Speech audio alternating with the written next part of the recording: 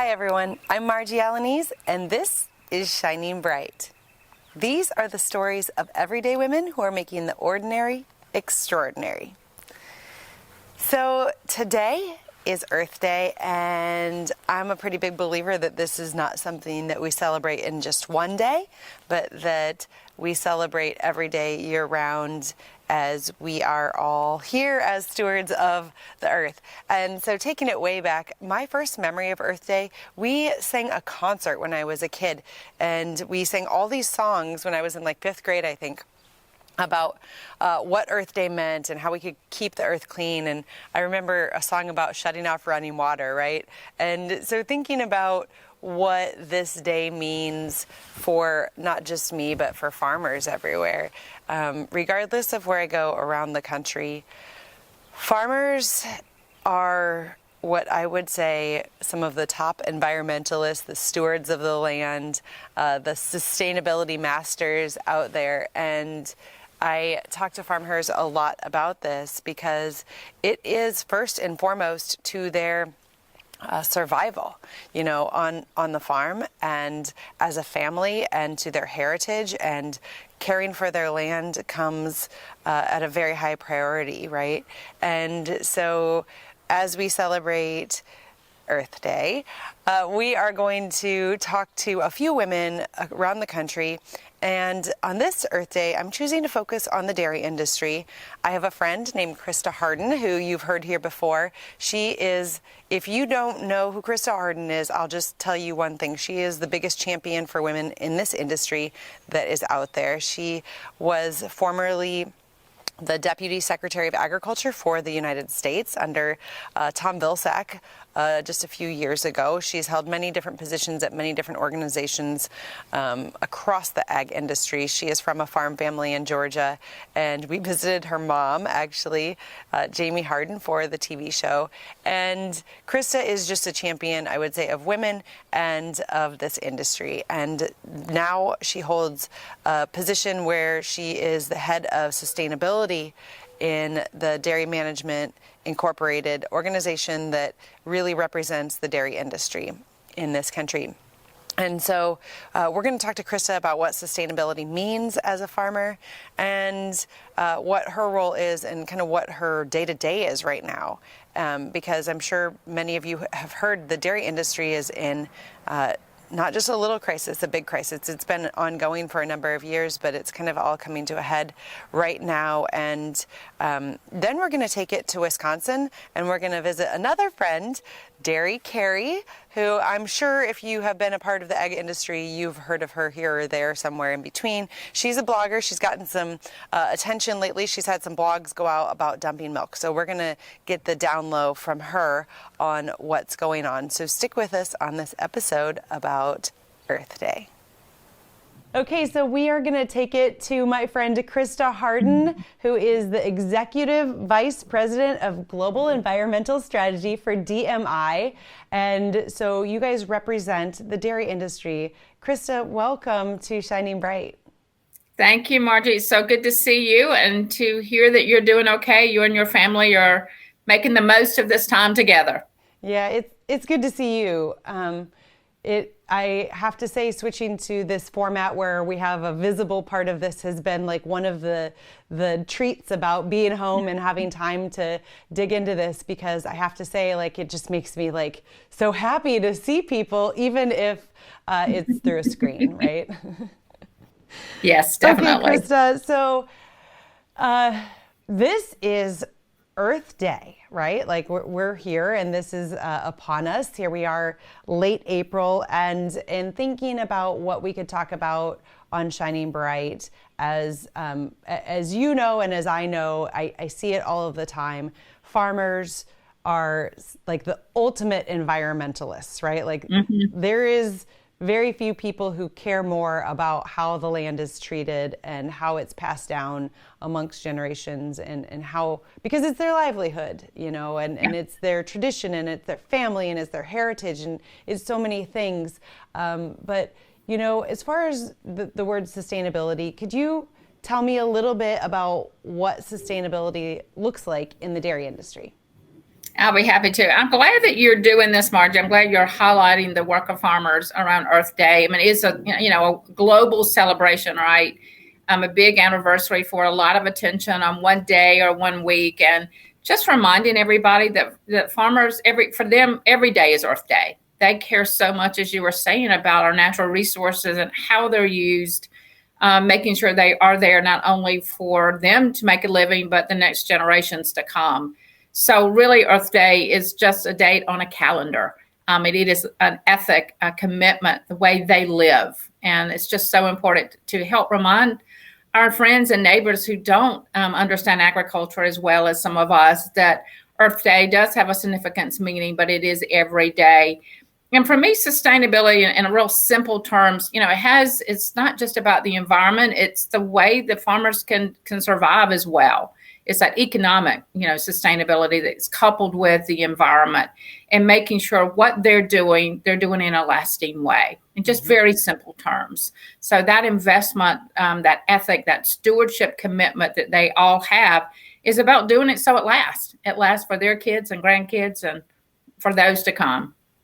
Yeah, when I think about specific dairy producers that I've met who are doing specific things to help step their farm closer to being sustainable, from an economic standpoint, but also looking at its environmental impact. There is a farm in Connecticut, the Freund family, and oh my gosh, if you they take all of it's all robotic, right? And they take all of the poop and they have a methane digester and they break it down, and it's such a cool episode to see.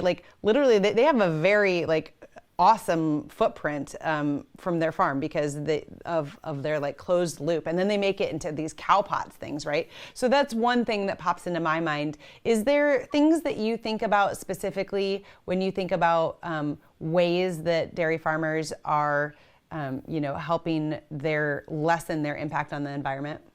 Well, depending on where you're farming, where dairy farm is located, they do a lot of different things. And the example you gave is a great, a really kind of cool one, but using what we consider waste products into byproducts and the different revenue streams is something they do. But they also take other waste products and byproducts and use them. A lot of orange peels go into feed that would normally go into, a landfill. Have a great friend in New Mexico, a wonderful farm woman, dairy woman who uses peanut shells. And of course, that's near and dear to me because my family farms peanuts in Georgia, as bedding. So something that would normally be a waste product for another industry or go into landfill or other streams, they're actually reusing those products to either feed their cows, bed their cows. They're just so creative, depending on where they are in the country. Looking at what, normally waste product you might see. It can be cucumbers, it can be carrots, it can be potatoes, peelings from different things mixed with a ration is actually good for the cow and makes really, really good milk. So I just think they're so creative. I think they're so innovative. They don't want to waste anything from any use from agriculture. And again, as you mentioned, the pots, I think that's a great example of using manure in a different kind of way. There are other examples of that. They're always looking for different ways to help the environment and to be better stewards. Yeah, it's farmers are like the great MacGyvers, right? On whatever scale it is, they're gonna figure out how they can use something maybe from their neighbor and turn it into something for themselves, and maybe their byproduct goes on down the road too. And definitely, it's that's cool. for sure. Yeah, because that's the reality of growing food is, there's inputs and there's outputs, and it all circles, and dairies are unique. Another thing popped into my mind. There was a dairy just outside of St. Louis, Missouri that we visited, and they had come up with a way to take their whey, which is a byproduct of making cheese, and they turned it into whey ice. So they had a protein, a fruit slushy protein drink that they sold right there on their farm. And they have thousands and thousands of people through their farm. It was cool. And I didn't want to drink it at first because the idea of it sounded kind of I don't know. But it was really good. I drank the whole thing. So I just love it. They're innovation. They're always looking for ways to take other people's waste and take their own Yeah. And there is no food waste around a dairy. That's for sure. Yeah. Yeah. Okay, so let's shift gears a little bit. You said, thinking about sustainability isn't just the earth, right?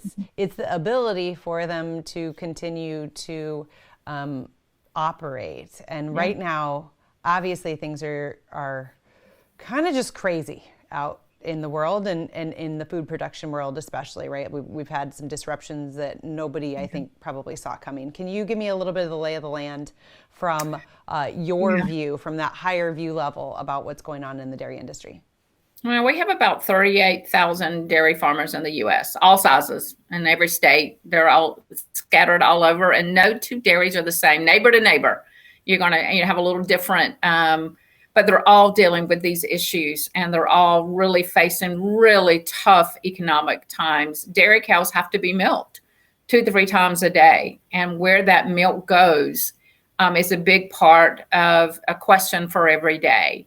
So there are definitely bottlenecks right now, and some of it's in processing, just getting milk from the farm by a truck to the right processor. How that processor is actually dealing with their market, with most of our restaurants closed, our feeding institutions are closed, our schools are closed. So just the packaging, if you're used to doing small cartons of milk and now you need big gallon jugs, or you have big bags of milk that go to a restaurant, then now you need more cartons. You package cheese in big blocks for a restaurant or, a cafeteria or an institution. Now you need it smaller blocks for a family home. So many touch points, so many questions. And with schools closed, which is a big part of our nutrition, element for a lot of families, the kids get at least 2 meals, many kids get their 2 meals a day at school, 30 million kids a day. What's happening there is also very troublesome. You also have food banks, that are calling, saying, hey, we need food. We have warehouses. We have money. We can't get perishables. And we have long lines and people who are in line for the very first time. What is happening in our country is hitting every family. Some, more directly than others. Some people don't have jobs. Kids are at home. Parents are trying to juggle. If somebody does have a job, it's childcare issues. But at the root of everything is, can I feed my family nutritious, safe food? And our farmers want to do that. They're used to doing that. They want to be able to do that, but it really is difficult. And, I talk to farmers and I really sometimes just have to put it on mute. I tear up. My voice cracks because I hear theirs. This is a tough time to be in agriculture, but it's also a critical time. So support for our farmers, sometimes it's, through government support, public-private partnerships, working with Feeding America, a great partner for us, trying to figure out how do we do the matching game? How do we take the food and find the people and help them get the right products in the right size containers, the right products they're looking for to help feed their families. So it is a tough time, but goodness gracious, farmers are so resilient. They're so positive. They're so committed to what they do. Nobody's throwing in the towel. They're all just saying, I want to be creative. I want to be innovative. Help me figure this out. Talk to farmers every day. And, while their voices will crack and they sound tired, I'll be honest with you, and they sound a little frustrated, they all are looking for the bright side of this. How do we make this work and how do we make it better? How do we keep this great product, flowing into the mouths and bellies of those who need it? It's just that simple. But we continue to try to look in coalitions. We try to find other partners to find these answers. But I appreciate you highlighting the good work that farmers are doing, across the country. And we all know the backbone of women. I'm going to talk about women. And in dairy is one of the things that really interested me about going into this industry just about a year ago was the women who are involved, the leaders. Oh, yeah.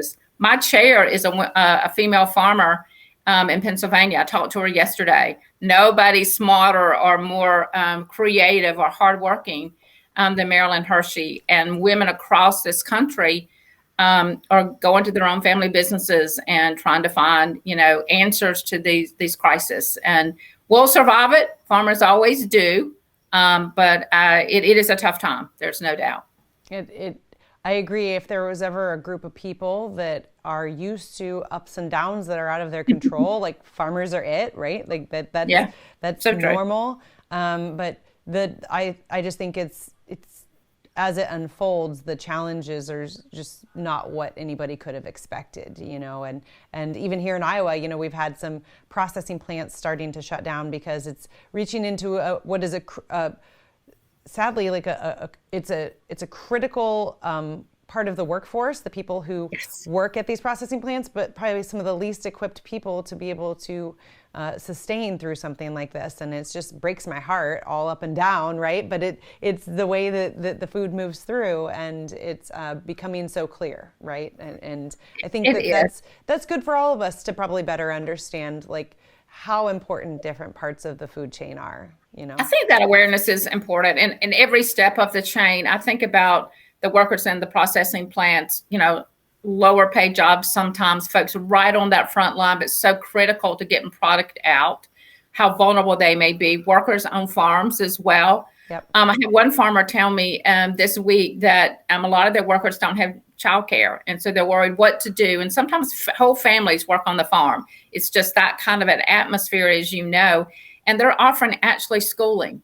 One of the spouses is providing classes for the workers' kids. So it's kind of a mini daycare. They come, they bring their books, they bring their little iPads. They use the Wi-Fi at the barn because they don't have it at home, and they're doing their schooling. And you just see that, just examples of that across agriculture, of the family atmosphere of helping every worker on the farm, every family impacted by that farm, coming together to find solutions during these times and being resilient, staying positive, staying focused on really what's most important. They're humbling. Farmers really do humble the rest of us when you look at what they have to deal with. But just that perseverance, want to stick with it. Yeah, stick-to-itiveness, that's for sure, right?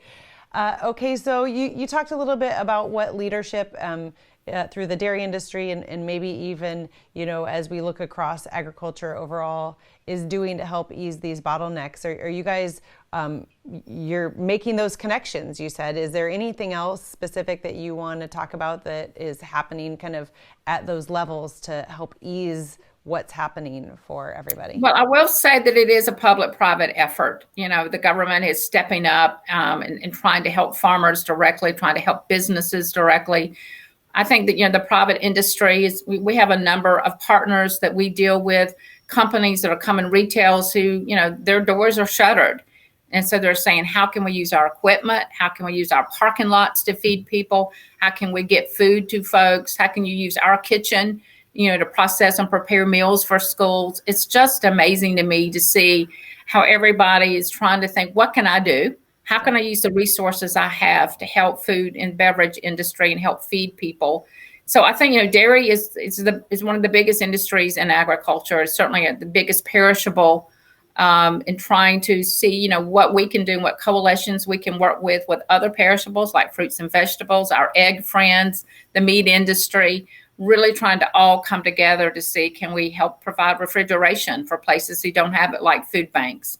Can we help with storage, warehousing that will keep these perishables, around more? No one wants to see, carrots plowed under or onions buried in Idaho, whatever it might be, when people are hungry. So we've got to get some answers to some of these basic questions on transportation, distribution, storage, refrigeration. So bringing all the great minds alike is what we're trying to do, to work in that coalition, form that coalition to find some solutions, and quickly, because it seems we're going to be, at least parts of the country, in this situation for weeks to come. Well, that is encouraging for sure. And I agree, like seeing whether on a local level in your community or even down at the farm level or all the way up through the layers, it's what people are doing to come together is I would say that that's a silver lining in a lot of this, right? That it is heartwarming, and it makes you go, okay, we got this. Like we can do this. We're going to get it. We may not be there, but we're going to get it. Yeah. So how are you hanging in, Krysta? I mean, you play a very important role. I talk about you a lot in that I say you're the best champion there is for women in this industry, whether it's in professional roles, on production roles, anywhere in between. And so how are you holding up in this?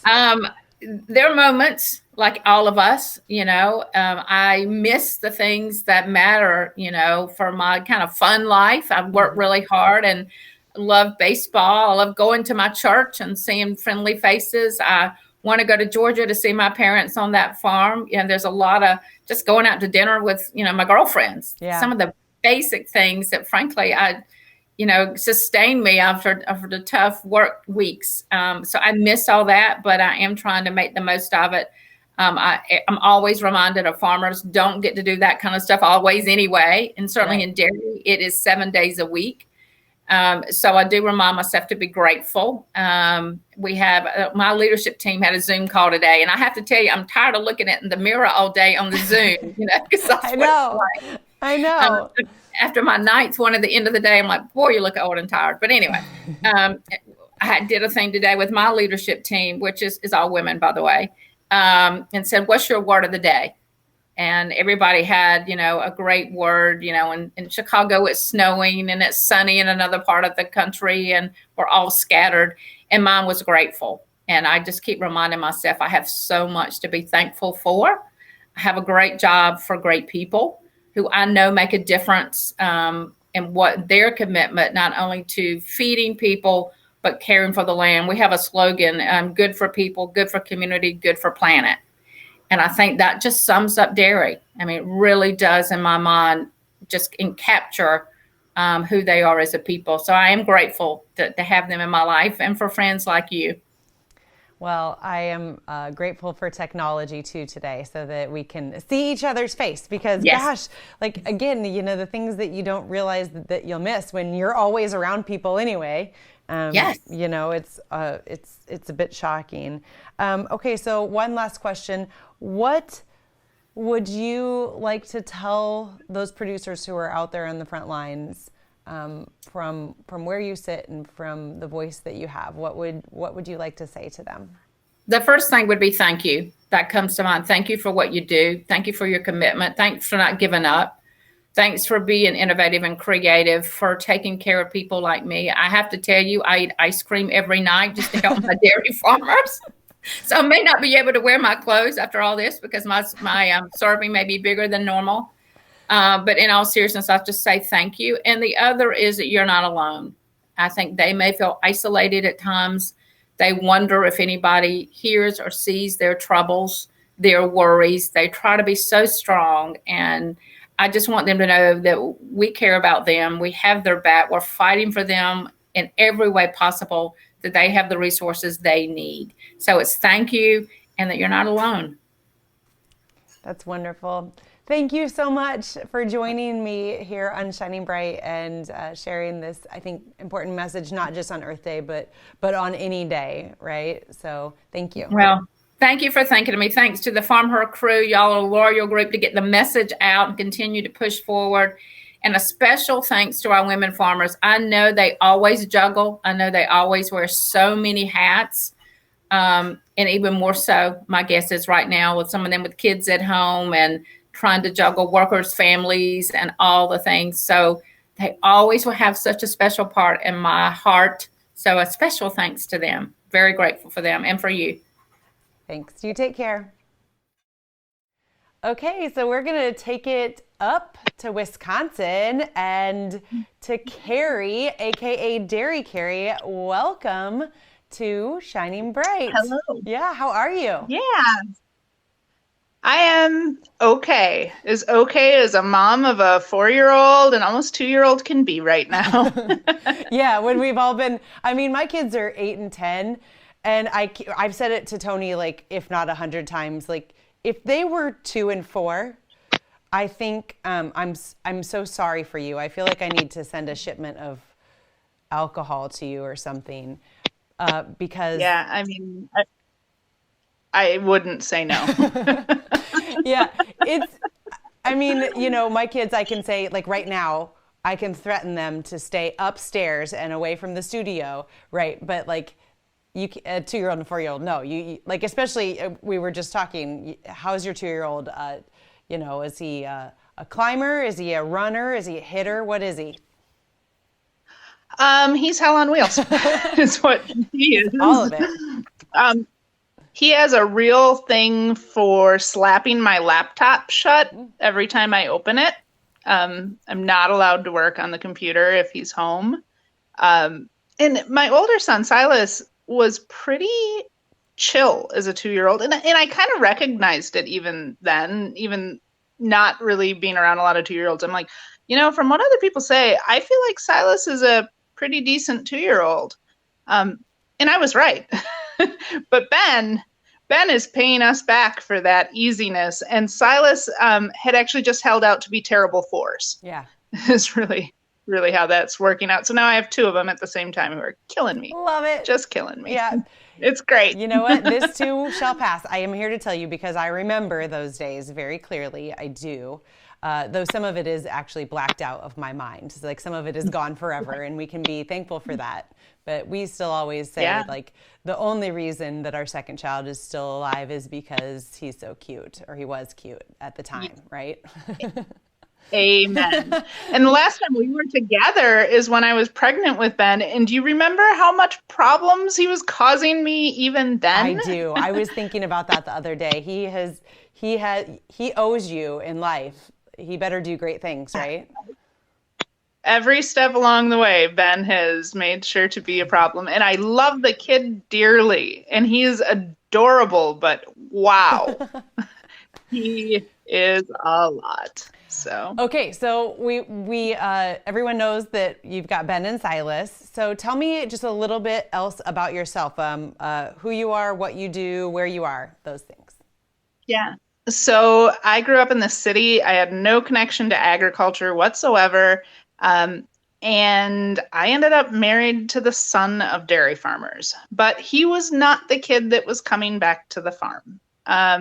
He had a job in town and, was ag involved, but wasn't going to be a dairy farmer. And fast forward, 11 years now, and we're both dairy farmers. We've been working on transitioning. His parents are retiring. We've bought the herd and are buying the rest of the farm from them now. So we milk about 100 cows and raise crops on about 250 acres. Okay. And you are in Wisconsin, right? Yep, right between Madison and Milwaukee. Mm-hmm. Home of so much dairy. Okay, so let's just... And what? And Culver's. Oh, gosh. I love Culver's. We actually, maybe that's what I want for supper tonight. In this era of we're at home, I find myself being so much more like my mom and understanding my mom, who's like at 8:30 in the morning. She's like, "What should we have for dinner?" And I'm like, "What are we gonna have for dinner? Let's look forward to something." So maybe I need some Culver's cheese curds on my plate tonight. That sounds like. I just keep wondering why these people in my house keep expecting me to feed them every day. Gosh, I know. Here's the other good thing about when your kids get a little bit older. With this, I was like, okay, life's changing. You guys have to unload the dishwasher, fold all the laundry every day, and clean off like the bathroom surfaces. So like they're doing it. I mean,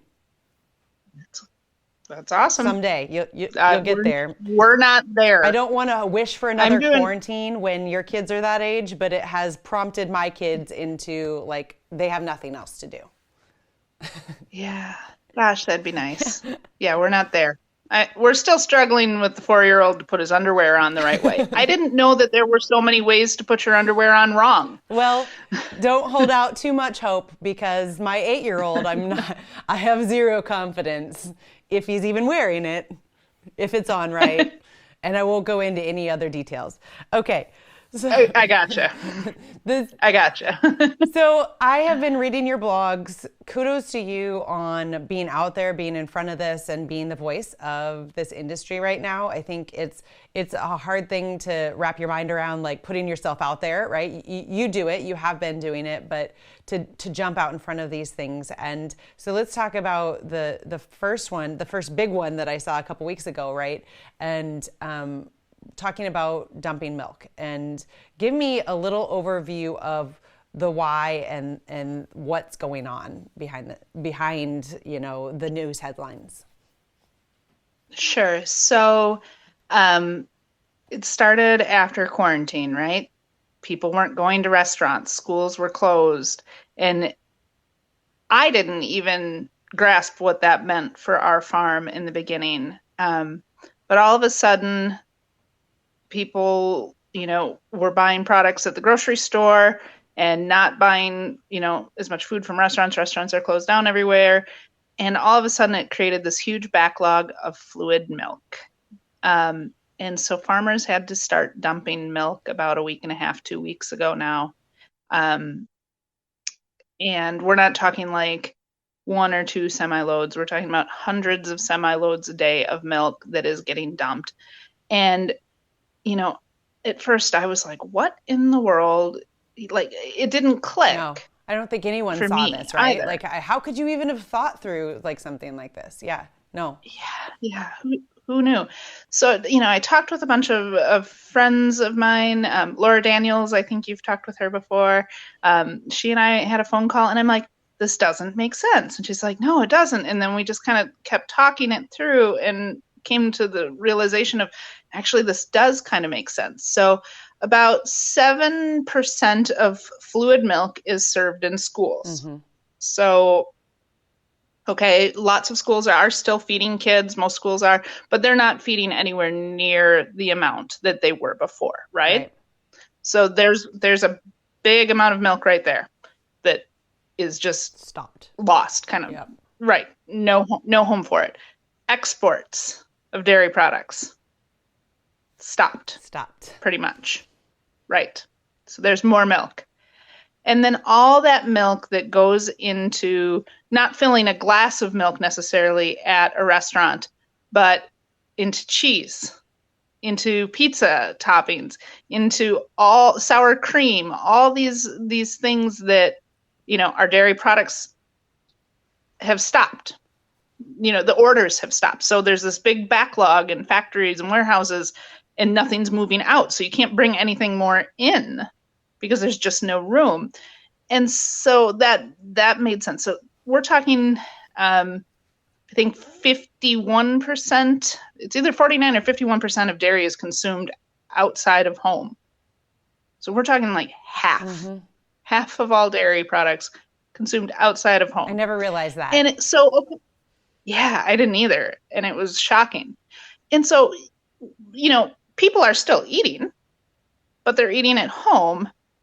And so why can't they just continue eating the dairy products that they would at a restaurant at home? And that's where it goes into scale. So when a restaurant orders sour cream, our favorite Mexican restaurant in town is not buying a 16-ounce tub of sour cream. Right. They're buying vats of sour cream. Of sour cream. Probably not a 55-gallon drum, but, they order sour cream in pounds and not in tubs. And so the backlog really is how to switch our production facilities from making these huge quantities to making smaller quantities that can go to the stores. And then everyone started panic buying, right?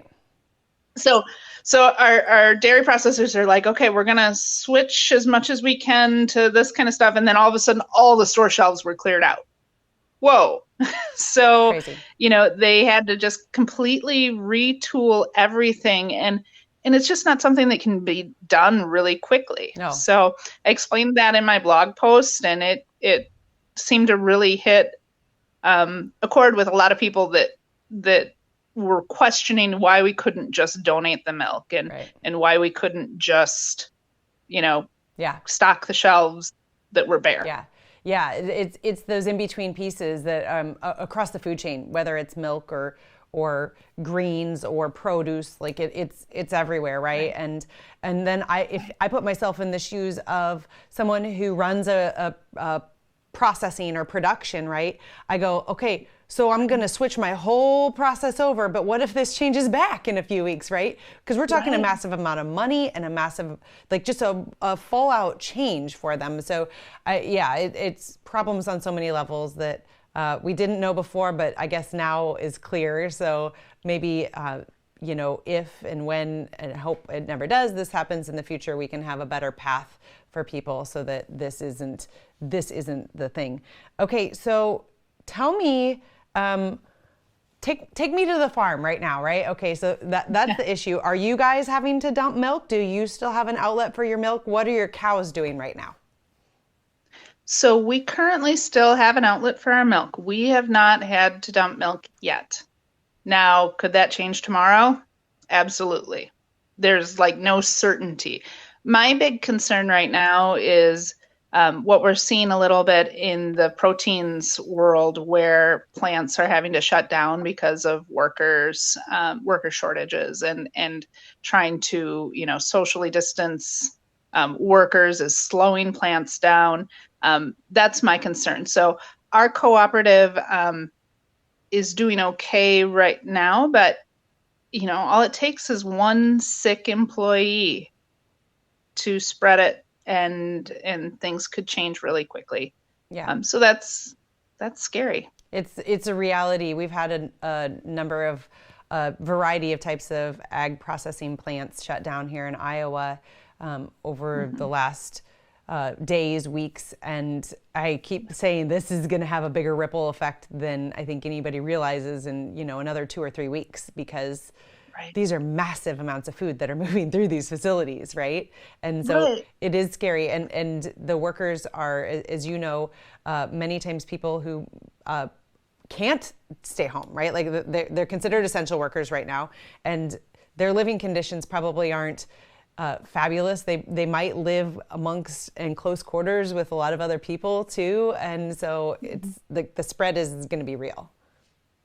And one of the things that's changed even from when I wrote my blog post just a couple weeks ago is we have this pendulum swing. So everyone went out and panic bought, they bought all the milk, and they bought all the yogurt, and they bought all the cheese.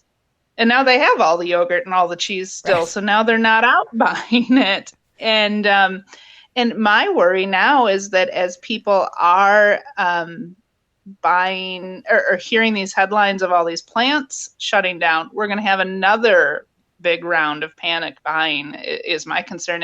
And I don't know how anyone can expect our food supply to keep up with this kind of thing. Yeah. It's crazy. The me mentality is scary of what happens when everyone gets worried, right? And it's real, and we see it. And yeah, I agree. I read, I think in one of your blogs, we're not chipmunks loading our cheeks full of. Yeah, right. And I could picture chipmunks at the grocery store loading up everything and running out of the grocery store. I've seen them there. But yeah, it's real. So you guys, life on the farm. Tell me what life in quarantine at a dairy farm looks like. Do you have workers at your farm still? Are you guys on? Is it family all on board because you can't have other people coming in right now? Like, what does it look like in your ability to function as normal? So we have one full-time employee and 2 high school kids that milk for us. Yep. So we're smaller than a lot of other farms that have more employees.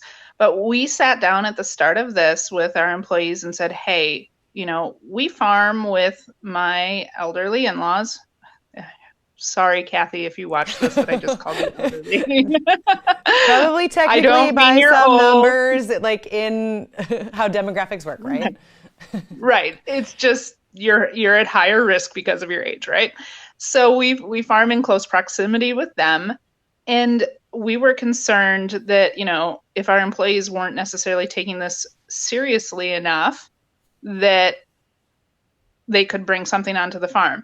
And it turns out our employees were already taking steps. Like our full-time employee who's 19 used to like every day go to town to Quick Trip or Culver's or something to get lunch. And he had actually said, oh no, I actually started bringing my lunch from home like a while ago, and I'm not going. I thought about this ahead of time. And, we talked with our high school employees, and they were on board. I mean, they're brother and sister, which is helpful for us. Yeah. Their mom was like, no, you guys are staying home. Yeah. And frankly, it's been my father-in-law that's been the hardest to keep home. He's the one who keeps wanting to go to town.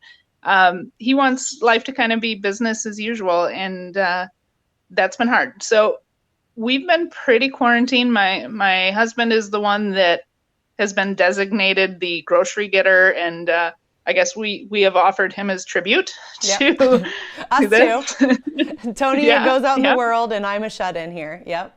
Yeah. So he grocery shops for both my husband, or for both our house and my in-laws. So and everything else, we order what we can, and just try to keep going. I'm thankful that we have space for our kids to be outdoors and move around. And I just can't imagine how hard this is for people who are in the heart of the city, in apartments with kids. I just, wow. I can't either, right? I agree with you. I mean, we don't have a farm, but we have green space, and we can get out, and we have a yard, and, we can get some fresh air pretty easily without being around other people at all. So we are fortunate, and that is one fortunate thing about being a farmer right now. So way to have that silver lining. Okay, so also, dumping of milk isn't the only issue out there. The price that you guys are getting paid, and this is not. I feel like this is an old conversation, right? I'm sure that we've talked about this before, probably on Shining Bright. The milk prices for a number of years, you guys have had a lot of struggles in this industry to be able to get paid enough to sustain. And so, what are you guys doing right now? Is there anything you can do right now as a farm, as you look to the future, to try to prepare yourself to be in a position where you can try to handle what comes your way? I don't know if there is an answer to that, but what is it if you know it? Yeah. The secret of life is what that is. What is it? We signed up, a couple years ago. They came out with an insurance program that was going to kind of help with this. We did sign up for that. There's a lot of farms who didn't. Right now, we don't know. All of our commodities are on the struggle bus right now. The thing that's different is that dairy had been on the struggle bus for about 5 years, and we had just gotten off of the struggle bus. Like our milk price has been at or lower than cost of production for years, and we had finally just gotten to the point where we were able to pay off some debts and not pay off, make payments on, I should say. We weren't rolling in the cash by any means. Stay afloat. Yeah. As an industry, but we were just finally to the point where we weren't losing money every day we were in business. So now we're back on the struggle bus again, and the struggle bus is on its way to Poor Town. We're looking at milk price next month, maybe $10 a hundredweight, which is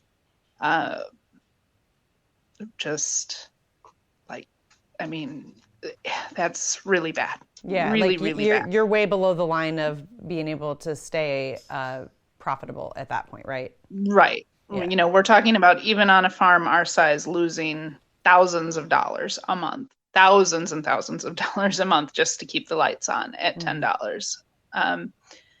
So, and I'm hoping that by the time this podcast plays, we'll have Secretary Perdue will have come out and said, okay, this is the plan. But he hasn't yet. And that's really weighing on a lot of people's minds, because right now there's no way to know what tomorrow will bring. Yeah. There's no way for us to even plan, because we just don't know. And even with that insurance plan that I mentioned, that insurance plan will help us to lose less money, but it's not enough to even keep us from losing money. Right. Yeah. Is that a federal insurance program? Insurance program?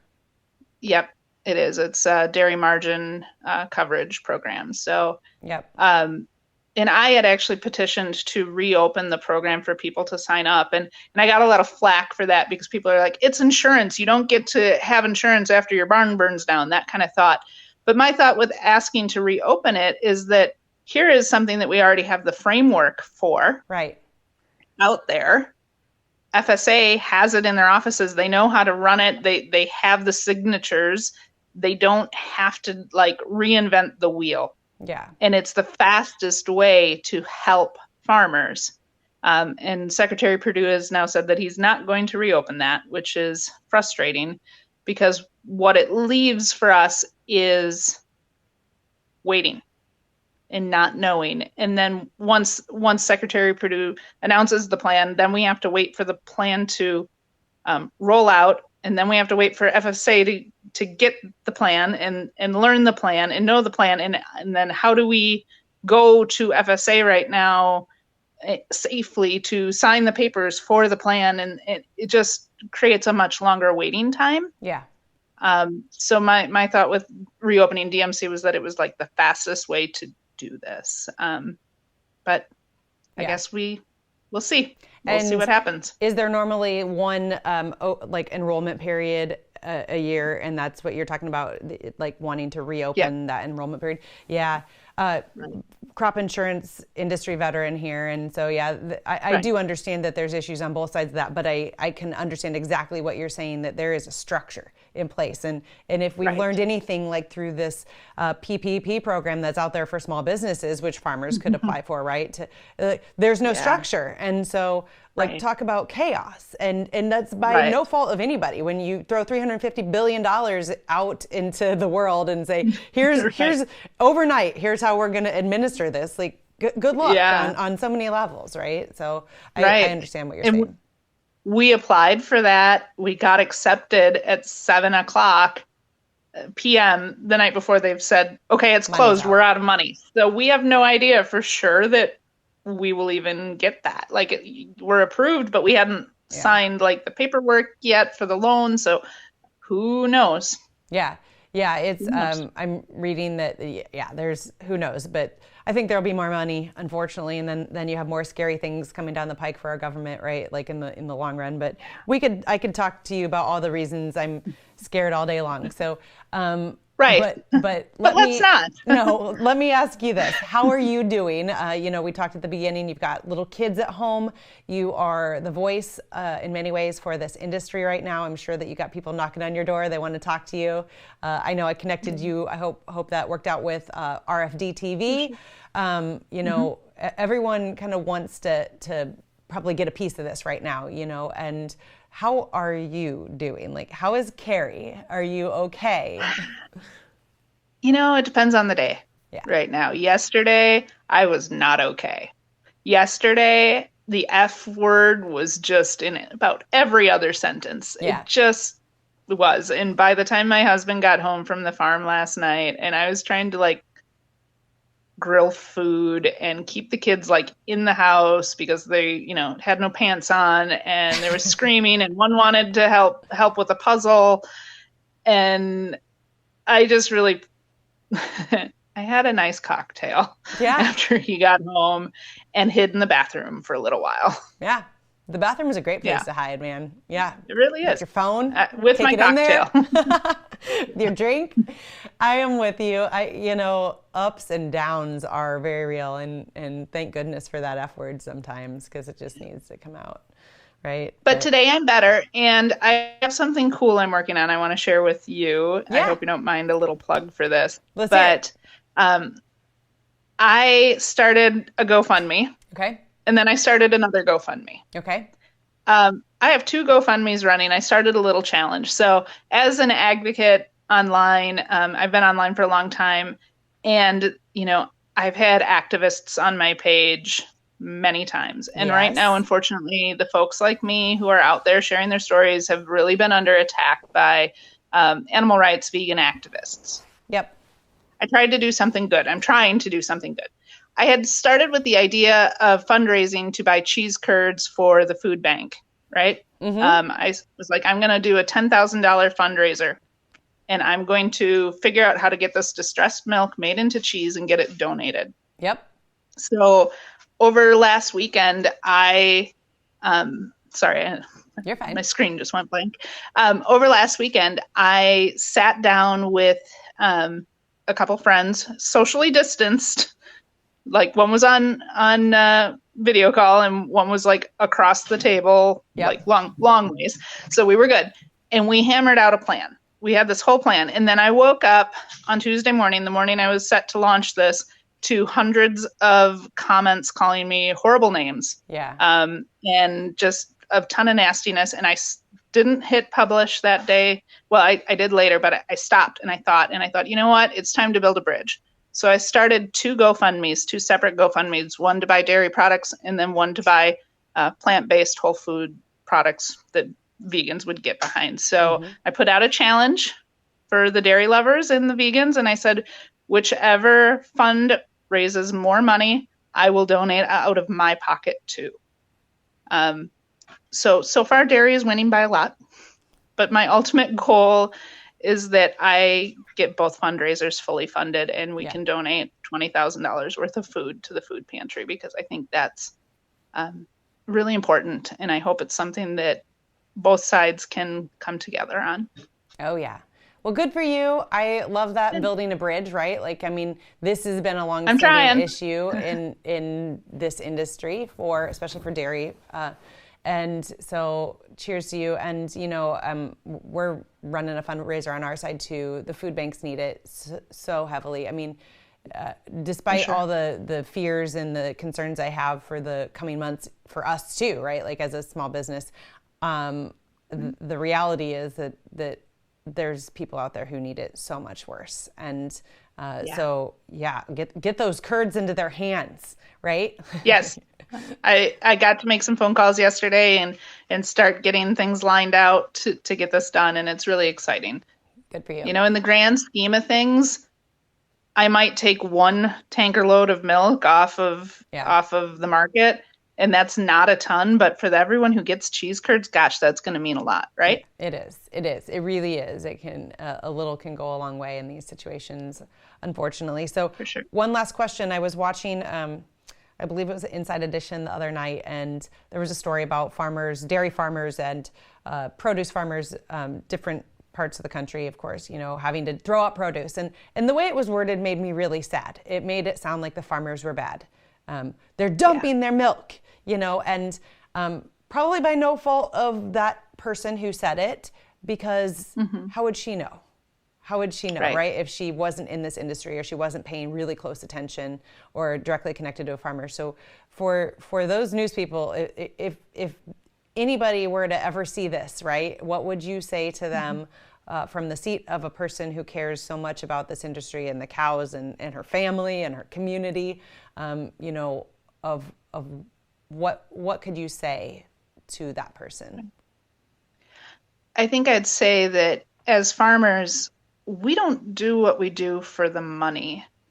We could find much more lucrative lines of work with great ease, right?